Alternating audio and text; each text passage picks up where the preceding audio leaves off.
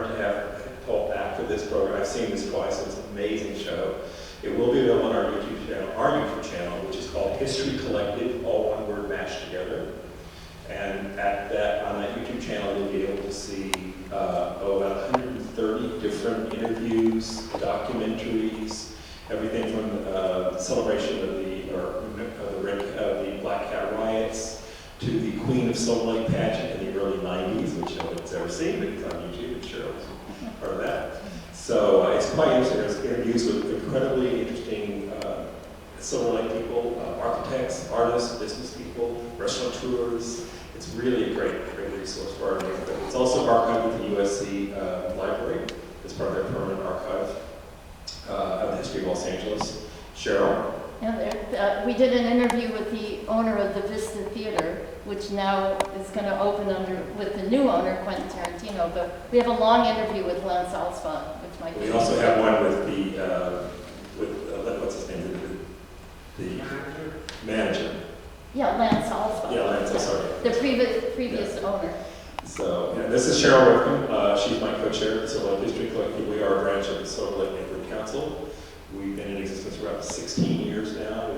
Our mission is to record the history of this area. We have two other committee members here, Mark Simon in the front row and Coy Fong on the camera back there. So, without further ado, Paul Ayers.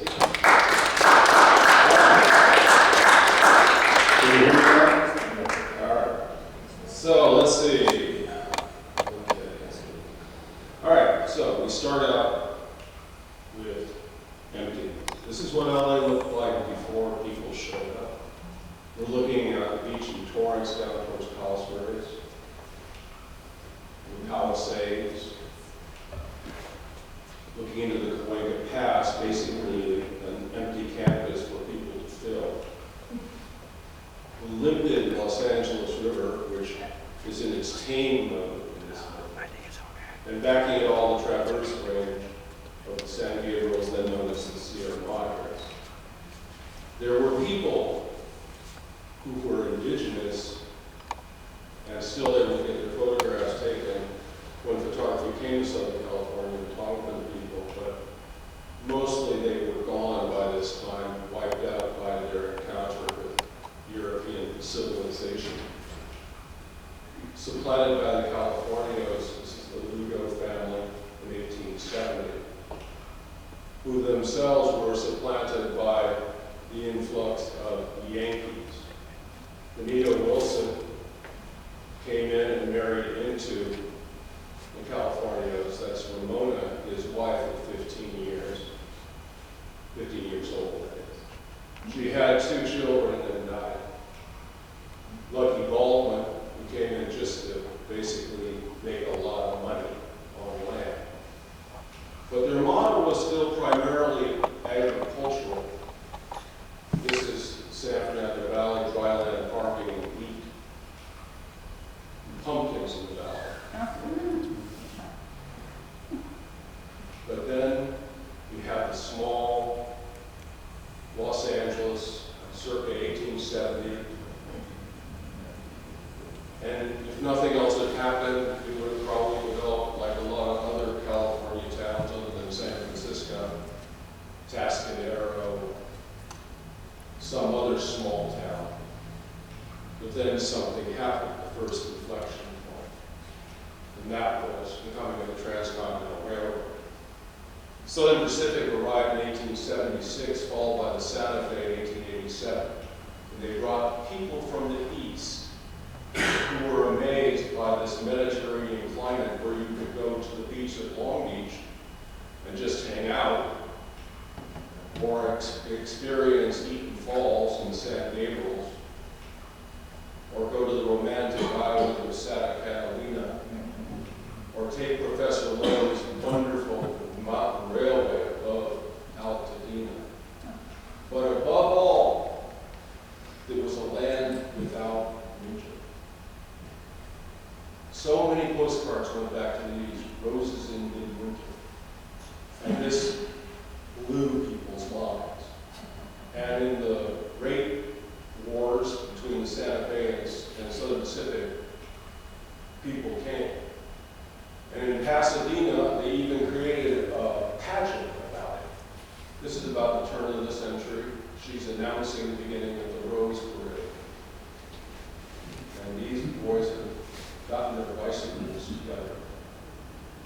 And so they came thinking about fruit and the time of snow, and they can get here on that river.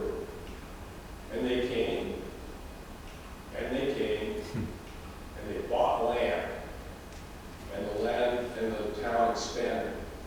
And so Los Angeles in 3 decades went from the earlier photograph that you saw to this. A true city at the turn of the century, with a nice little angel's flight over the top of Bunker Hill. And then came the second inflection point. These are the water commissioners of the LA Department of Water and Power in 1905. In the middle is a guy named Mose Sherman, who is probably the closest thing you have to Noah Cross from Chinatown in reality and true history. These men knew that the indigenous water of Los Angeles could only support about 200,000 people. So they decided that they had to go looking for water. And they hired these guys, Joseph Lippincott, Fred Eaton, and William Mulholland.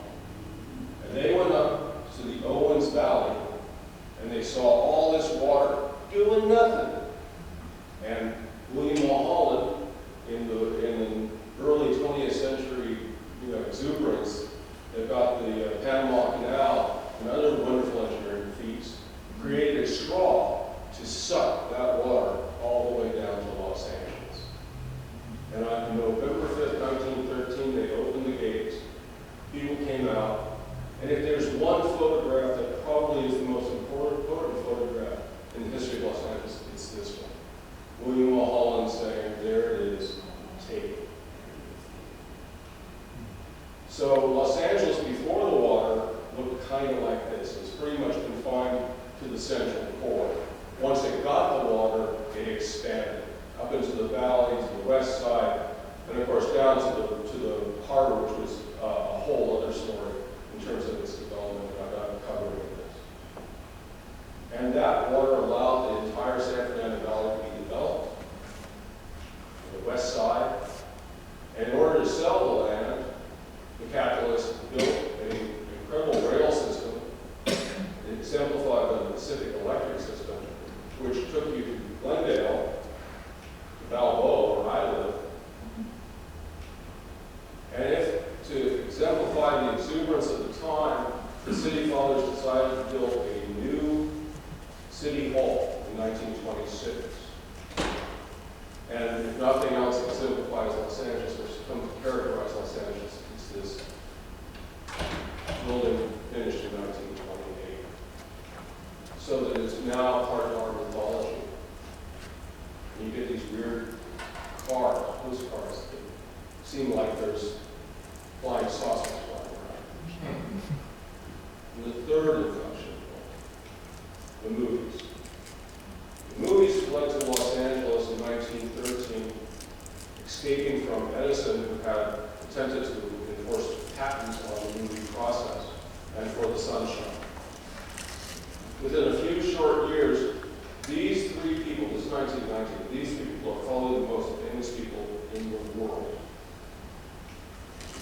And Los Angeles became their set. So Harold Lloyd, hanging out in 1923 in Safety First, is hanging over South Broadway. Buster Keaton, escaping from a troop of women who said the chances, is running through the San Fernando Valley. Gene Autry is on the streets of Pasadena in 1946. And slowly but surely, the imagination and artifice of the movies come into the reality of Los Angeles life. So instead of having some fat Chamber of Commerce guy changing Hollywood Boulevard to Santa Claus Lane, you have an already picked. And you might be wandering around and see Charlie Chaplin in a window playing with a hat.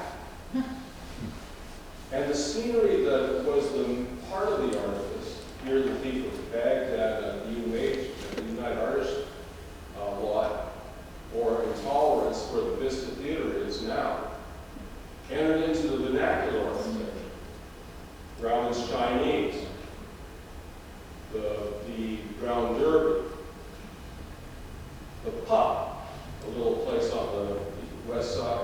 Extra points. You know who took that picture? Ansel Adams. Wow. And Sphinx on Fairfax.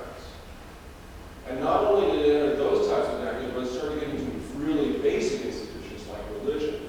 Sister Amy McPherson incorporated the use of props and the movies, fighting King Kong, to sell her brand of religion. And it also entered into death. So you have Forest Lawn, who will bury you in a facsimile of a Scottish chapel, and have young women dance around the fray. And as this was all happening, the city grew and grew and grew, spreading all the way from the ocean to the mountains. And then the fourth inflection point, the war. The war was a two-front war, so there was the war in the Pacific, and men from all over the country came through Los Angeles and saw what it had to offer. This is at the Hollywood Canteen, and that was staffed by Hollywood scholars. Los Angeles is also a vast arsenal of building war materials, Liberty ships. And in this time, people who didn't before have a chance to make money and to, get into the regular workforce had that opportunity. Because the men were gone and they just needed more people. This is a woman working on P-38 at Lockheed.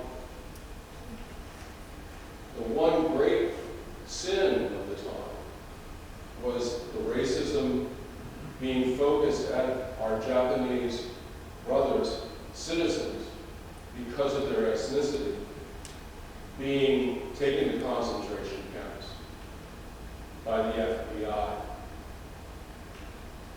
Peace came, and when peace came, all those guys that had come through going to the Pacific and the war workers, they all wanted a house. They wanted that single family house. Two bedroom, 3 bedroom, and a bath. And so they devised a machine to tear up the orange trees, a special machine. And they just started building houses. This is Encino, looking north towards the North Valley. Now this particular photograph is of mostly interest to me because it's very close to my own family's history. This right here is the campus of the San Fernando Heights Orange Association. My father was the manager of the Orange Association, and though I was born in Echo Park, my first home was right there on Columbus Street. It was a fairly bucolic area. You have the Mission up here, Van Norman Lake up here. This is it in 1927. This is it in 1965. Wow. Can you flip that? Yeah. That's 27. That's 1965. So you have the model of the suburb. That is, we're going to drive out to the suburb to our house because we want a single-family house on our own piece of property. And so to do that, we need a way to get there. This is the 405 being built, freeways being built throughout the region. And of course, that leads to this, what we're experiencing now, which is traffic going everywhere by car. And of course, smog, which, although it's gotten better, was a really, really bad problem in the 40s and 50s. And what about those great railways that we had? Well, because they were privately owned and they didn't make any money, they got rid of them. And they ended up on Terminal Island being smashed down and taken to Japan to make cars. And then part of the idea of the suburbs being the thing that we all want, Bunker Hill, which had some really nice housing that could have been rehabilitated, was just wiped clean. And the whole downtown became basically a bunch of boxes for people to go to, and then to go back to the valley or wherever suburb they lived in. Fifth inflection. chickens come home to roost. During all this time, the African-American population of Los Angeles have been subject to brutality at the hands of the Los Angeles Police Department and other police departments in the area, as well as being confined to certain ghettos of Los Angeles. That all blew up in August 1965. This charcoal alley on 103rd Street, the burning went on for 4 days. Over 30 people died. Not only was there violence based in race, there was violence just basically based on the difference between the children and their parents. Charlie Manson convinced young people like Susan Atkins to butcher a number of people, including Sharon Tate, seen here in Cielo, and left us all with a fear of ourselves that I remember very well from 1969. On the sixth inflection point, which is the immigration of other peoples into Los Angeles. When I grew up in Los Angeles, it was basically a white man town. You saw primarily white people. Other races were confined. In the valley where I grew up, they were confined to Coin, parts of San Fernando. But that all changed in the 70s with the inflection from Latin America, from Korea. But those people became Americans, proud Americans, and have become part of the fabric of Los Angeles. And I would say a moment, one of the interesting things about what's happening right now is the people in Texas sending the convoys of migrant, undocumented here. We haven't had that big a problem because they're just brought in by the organizations that are already in place. So those people are just integrated into our society, unlike other places on the East Coast. Now, beyond history and the currents of history, we have the constant challenges of the natural world. They're kind of the background of noise of Los Angeles. We have the floods. This is 1969, Los Angeles River charging through Los Feliz. Mudslides because we build in the wrong places. Earthquakes.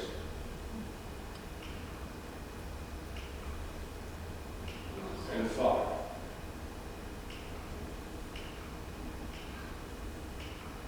And then we have the outstanding challenges to our humanity. Racism, which broke out again in Miami in 1992. And now homelessness.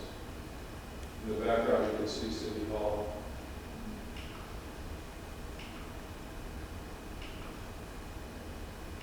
But there's always hope. And for me, one of the places I find hope is on the beach, Santa Monica. Looking at the sunset, or looking at the mountains at dusk, or from Echo Mountain, looking at the city and realizing that it's really all one big fabric.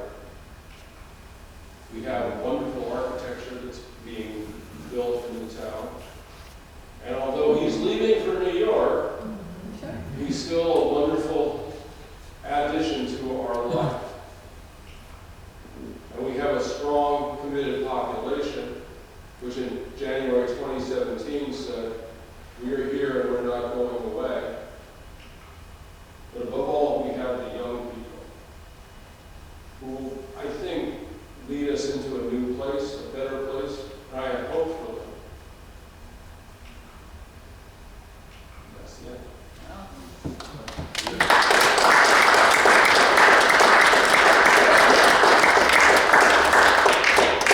Okay. Any questions? Tell me what I meant. I have a question. I have a question, Paul, because I see your things posted on Facebook and places like that all the time. Yeah. where do you find all these, where do you acquire these photographs? How do you find them? I always tell people I'm like a magpie. I just see a shiny thing and I grab it. I'm in the process of basically putting all of my archives. I'm going to be putting them on something like the cloud, probably on Google, Mhm. and opening them up to everybody. That's going to happen in the next 12 months. That's great. And I'm feeding stuff constantly to different historical societies, just because Mhm. it's time to the best For one. sharing that. Yeah. Well, we'd love a link to that when you do. Yeah, but the problem with me is I'm always finding new stuff. And it's like, and I love it, it's obvious. Okay, yeah, sorry. You thought of something about this, was there a fishing industry in Los Angeles? Sure there was. Yeah, sure there was. The Japanese had a huge fishing industry that got wiped out when they were all sent to Manzan, to the camps. Fish Island. At the end of Terminal Island was a large fishing. Yeah, I miss them. I have a version of this. This is 130 slides, which works out to about half an hour. I have a version of this that's 350 slides. And if you guys want to watch Killers of the Flower Moon with me, that's kind of what it's like. You can sit here for 3 hours and watch this stuff with me. Someday I'll probably just put it up and let people look at it. Because the way to watch this stuff, it's not me presenting it necessarily. It's to see it where you can slow it down. I find that when you're doing presentations, you need to get them done in about half an hour. And I used to do an hour and a half presentations, and I look up and there'd be half the people be gone. So, I don't do that anymore. Unless it's like railroad stuff, because railroad people are crazy. Yeah. Okay. So mine's two-part. One, you end with homelessness. What year was that? Which, you mean what You photo? talk about the reflection point with homelessness and all of that. What Right. You mean when did homelessness become a problem? Yes, the pictures that you have of it. What Yeah, those are probably within the last 20 years. So I would say what I'm seeing the next inflection point is the destruction of the single-family homes. So you should talk about that. And that's coming. If the law was enforced that is already on the books, that would happen. But Governor Newsom is not ready to do that. But there are books on there that he could force. He could bust zoning if he wanted. But I mean, it's these things are. I can talk to you about housing for an hour and a half because my son is a Berkeley graduate in that area of policy. And really what it comes down to is we're in this horrible trap that was created by Prop 13. And I'm not speaking against Prop 13 necessarily because I've benefited from it too. But it creates so much value in a single family house that any intrusion by anything else into that area lowers that value. It's created a trap basically for us that is very, very difficult for us to get out of. And I'm not sure what we're going to do. I don't know how many of you have kids. I've got a 23-year-old. When I was his age, I could go out and get an apartment for $150 a month. You can't do anything like that. I mean, he would have to spend 50% of what he makes. So he's living with us. And I bet there's other people in this room where the kids are living with them because they can't afford to move out. My older son, who's married, is going to be buying $1 million starter. So, I mean, there are ways that we can approach this, but it's a real difficult problem. There's so much entrenched wealth in not doing it. And nobody's going to touch Prop 13. Yeah, go ahead. I'm sorry, I arrived somewhat after you started. Okay. Maybe you addressed this, but what I call the cubification of our architecture, everything's being torn down and these sort of cubes are being put up. And we're getting 2 and 3 stories and we're going to be a sea of little rabbit warrens. That's not LA either. Or God That's knows. what? That's, to me, not my vision of what LA should look like, is a sea of You have to find, I guess, problem is you have to find a way for people to lower the price of housing. And the only way you can really do that is vertical. So, I look at it as a very, very difficult problem. I don't know how you solve it, but that's ultimately, it has to be vertical because you can't go horizontal if there's not enough room. But that would inherently change the sort Sure. of lifestyle that would come to. Well, yeah, I mean, the whole idea of the single-family home is really, really deep in all of us. I mean, it's certainly deep in me. I want it. But at the same time, you've got to look around and say, my children can't afford that. They can't have that, so what do we do about that? Yeah, right, there you go. Yeah, I'm just curious, you're a fifth generation Californian, so when did your family originally come here and what did Okay, they do when they came my here? great-grandfather came to California four different ways. He came by wagon train, he came by train, he came by the isthmus, and he came around the Horn. He just kept going back and forth and back and forth. And he kept bringing people back. And he was from Warrensburg, Missouri. And What year was that? When he first came here in the 1840s. And Warrensburg apparently was people didn't want to live in Warrensburg, Missouri, because they all kept coming here. And the story was that if you went to the train station, they didn't ask you where you were going. They pinned a ticket. Tickets then were these long, like receipts. They pinned a ticket to Los Angeles on it. Yeah. Anybody else? Yeah. Another area you didn't mention, pretty important, was the aerospace industry. Well, I did. I said, there's a lady working on the P-38. There you go. I got that one. Don't be so critical. I'll make you sit down and do the 350 slides. Paul, I want to go back to your family again, because you just kind of start, your great-grandfather coming in 1840, so a little bit more, what happened after that, and where did they end up? Because I see you post a lot of... Well, they ended up here, Yeah. and like all over Los Angeles, but I'll tell you, this is how you know somebody whose family's been here a long time, is how many family homes have been destroyed by freeways or redevelopment. My great-grandmother was in a really nice Victorian house that was taken by a USC. Just my grandfather, Kerry, had a wonderful house on Cathay Drive that was taken by the two. My house, the first house I lived in, was taken by the 118. So, that's a real California. Somebody who's been taken, whose stuff has been taken by a Prague. Yeah. how did you get to Echo Park then? My mom was a teacher. And when you were a teacher in the LA Unified School District, you could only have children at Queen of the Angels Hospital in Echo Park. So that's where she had all of us. It was at Queen of the Angels, and then now, which is now the Dream Center over there by the freeway. Yeah. I was born with Queen Angels. There you go. So, there you go. Queen Angels. Yeah, it's a That shot of the ships that would be built during World War II, Yeah. where was that ship? That was probably Terminal Island.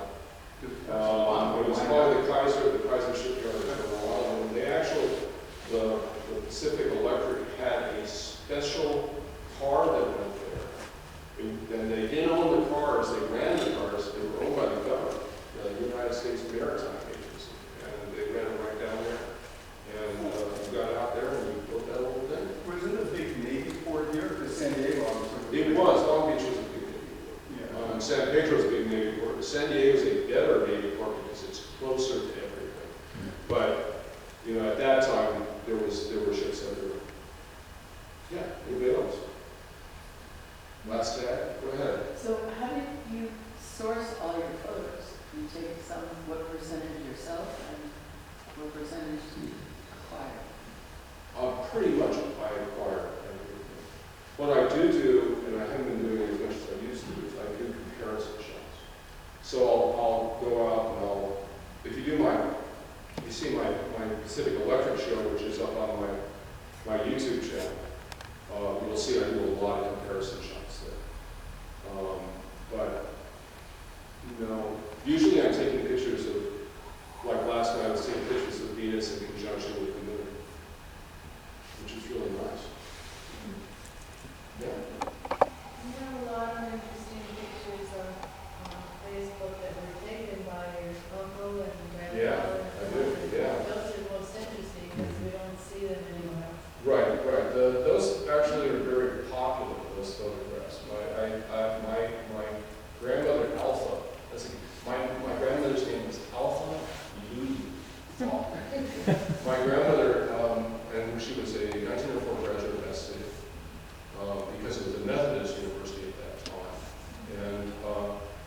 she is, and my uncle, or my grandfather was an amateur, I don't know, he really liked to play with photography. And so he's always taking pictures of her. And some of those are really, really nice. You know, yeah, so like Alpha. Great name. Anybody else? Is that it? Oh, go ahead. The question that I have is, you took some pictures here that were ripping off the orange groves in Yeah. San Fernando Valley to build homes, of course. Right. They did that also in Upland, Oh, yeah. Ranch in the 70s. Yeah. And they keep going on and on. Yeah. Like you mentioned, you just can't keep going sideways much. It is a burden for people here in Los Angeles because of lack of land. Yes, that's true. But if, again, you come back to the problem of Prop 13, which is Prop 13 concentrates wealth in single-family houses. So, I mean, we're talking millions and millions of dollars. And so that's what people want to acquire. It's a difficult problem. But that's why you get, you know, they keep on moving past Rancho Cucamonga on to where you can, Lancaster, wherever you can afford it. People do these horrible commutes. My God, I can remember some of the things that people I work with. So. All right, you done? Thank you. All right. I live in LA's oldest neighborhood, Yeah, Angelina Heights. Lincoln Heights. Lincoln Heights, okay. And I live in a 1910 house Yeah, that I bought 10 years ago, and it was very affordable at the time. So I was with the lead cover here, yeah, so I'm not sure if you covered, but we have, it's Heritage Square, yes, and Bunker Hill houses that we Yes. use for Heritage Square. So we cover well, I did what I could. Well, you know, I mean, that. We the still have some Victorian houses if people are interested. affordability, I bought my first house, I bought 2 houses on a lot for $70,000 in Echo Park, In what year? 1986. This was 2010, and I paid 147. Yeah, there you go. Hey, you can't get it now. All right, you want to just walk us Yeah, out? hey, first of all, thank you.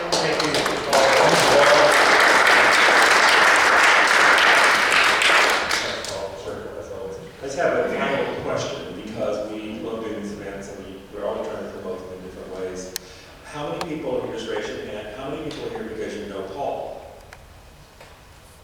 Okay, that's a handful. How many people are here because you got something from the library? Lisa, pay attention.